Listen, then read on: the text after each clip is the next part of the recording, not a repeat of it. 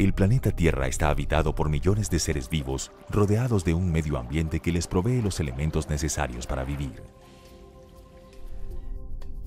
Pero este medio ambiente también los enfrenta a sustancias y organismos que les pueden atacar, como virus, bacterias, parásitos, hongos y proteínas.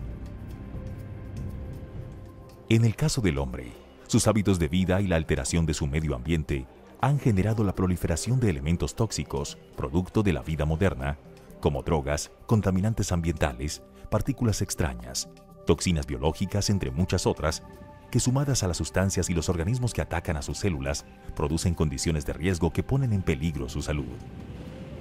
Sin embargo, el organismo humano ha perfeccionado su sistema de defensa contra elementos nocivos, un sistema que le permite diferenciar entre propio y extraño, entre peligroso e inocuo. Este sistema básico para la vida es el sistema inmunológico.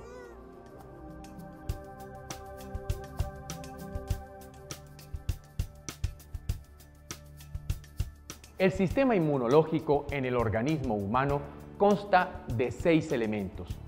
3 de ellos son tipos diferentes de células. Los otros 3, diferentes sustancias de naturaleza química que tendrán todos ellos como función principal permitir la defensa del sistema. Veamos cómo operan cada una de ellas. Circulando por la sangre, las células defensivas, conocidas popularmente como glóbulos blancos, garantizan su llegada a cualquier lugar del cuerpo para atacar a los enemigos.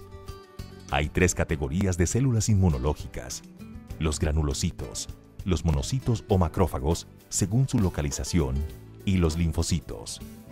Cada una de ellas cumple una acción bien determinada y se les divide en 2 grupos: células inespecíficas y células específicas. Las células inespecíficas comprenden los granulocitos y los monocitos o macrófagos y atacan todo enemigo potencial. El segundo grupo, las células específicas, está conformado por los linfocitos. Estos solo atacan enemigos que se han identificado en forma exacta. Son células con memoria que recuerdan a los enemigos previamente identificados y al reconocerlos nuevamente, de inmediato desencadenan la defensa. Los granulocitos son células inespecíficas de la defensa. Se llaman así porque contienen esta serie de gránulos que poseen sustancias capaces de producir la destrucción de los elementos y de los enemigos. Podemos encontrar aquí 3 tipos específicos de estos granulocitos. Los neutrófilos son los primeros en llegar al lugar del ataque, atravesando la pared de los capilares sanguíneos en busca del invasor. Devoran y destruyen sustancias extrañas y células envejecidas para luego morir y formar lo que llamamos pus. Los basófilos tienen una activa participación en la respuesta inmunitaria a través de la liberación de histamina y otras sustancias químicas que favorecen la inflamación. El último grupo de células que pertenecen a los granulocitos son los eosinófilos.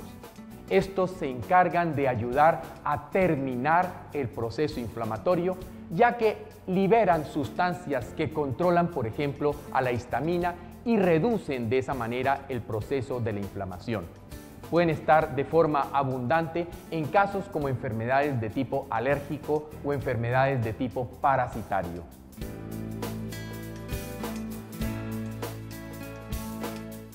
La palabra macrófago significa gran comedor. Los monocitos y macrófagos tisulares son un mismo glóbulo blanco pero en distinto lugar. Los monocitos y los macrófagos se forman en la médula ósea y salen a la sangre. Luego migran desde los vasos sanguíneos y se ubican en los tejidos. Se transforman en macrófagos o defensores locales. Los más conocidos son macrófago alveolar en el pulmón, macrófago peritoneal en la cavidad intestinal, macrófago hepático, macrófagos del cerebro o microglia, macrófago de la piel. Su principal papel es ser responsables de la fagocitosis, acción mediante la cual se engullen a los invasores o a las sustancias de desecho de los tejidos y los destruyen en su interior. Hacen parte de la respuesta inmune celular innata. Su papel secundario es darles información a los linfocitos de cuál ha sido el antígeno que han fagocitado y de esa manera crear la memoria inmunológica, Por eso se les conoce como células presentadoras de antígenos.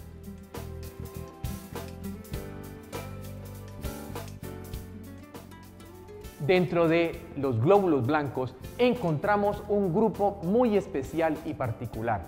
Son los glóbulos blancos de memoria, capaces de recordar quién fue el enemigo, quién fue el factor peligroso, para que cuando vuelva a ingresar al sistema lo puedan atacar rápidamente.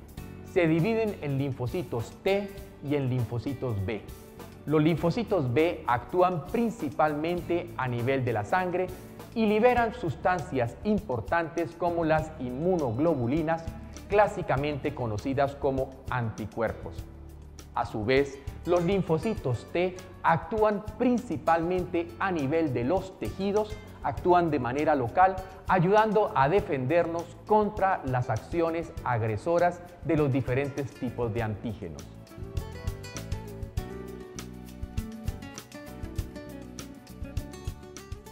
Cuando un antígeno llega, la memoria guardada por los linfocitos T y B desencadena una respuesta de defensa más rápida y eficaz.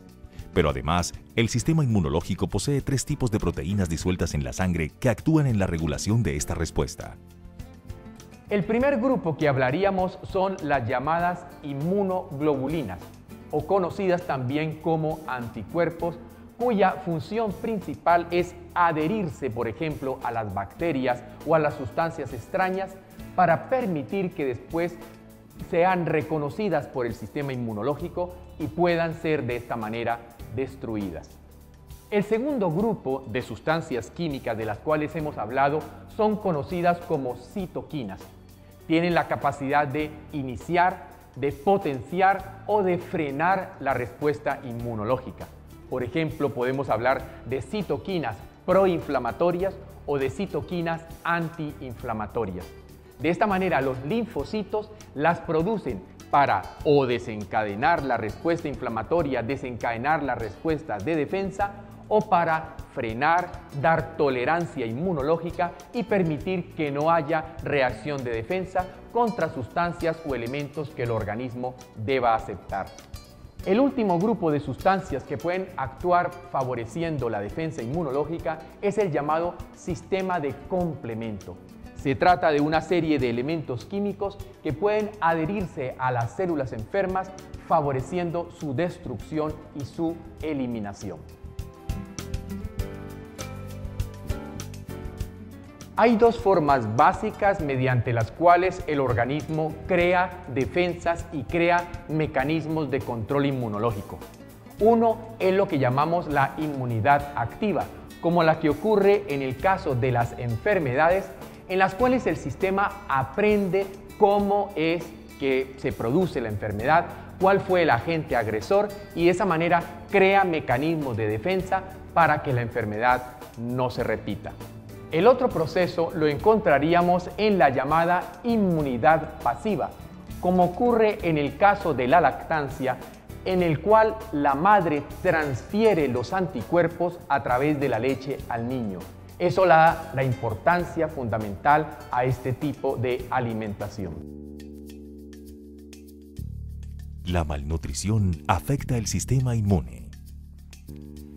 Según la Organización Mundial de la Salud, OMS, mueren anualmente alrededor de 12 millones de niños menores de 5 años que pertenecen principalmente a países en desarrollo.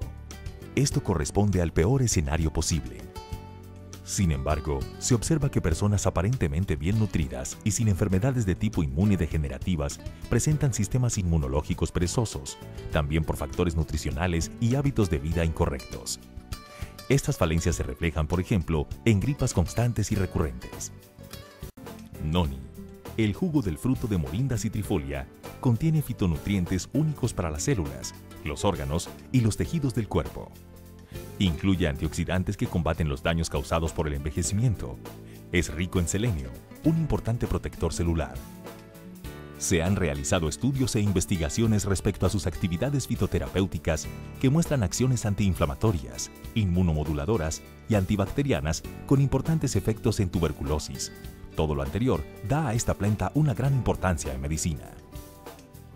Estudios realizados en la Universidad de Illinois por el Dr. Wang y sus colaboradores, viendo de qué manera era que el noni se absorbía y se utilizaba por el organismo, descubrieron aspectos muy importantes. En situaciones graves, en situaciones de emergencia, puede ser necesario consumir el noni cada 2 horas. Si deseamos, en cambio, un mantenimiento global de la salud, con 3 tomas en el día puede ser suficiente. Por lo tanto, más que cuánto noni consumimos, lo importante es con qué frecuencia se consume. Por eso, en las enfermedades agudas podemos utilizarlo hasta 6 veces en el día y en el caso del mantenimiento podemos tomar 1 onza antes de cada comida.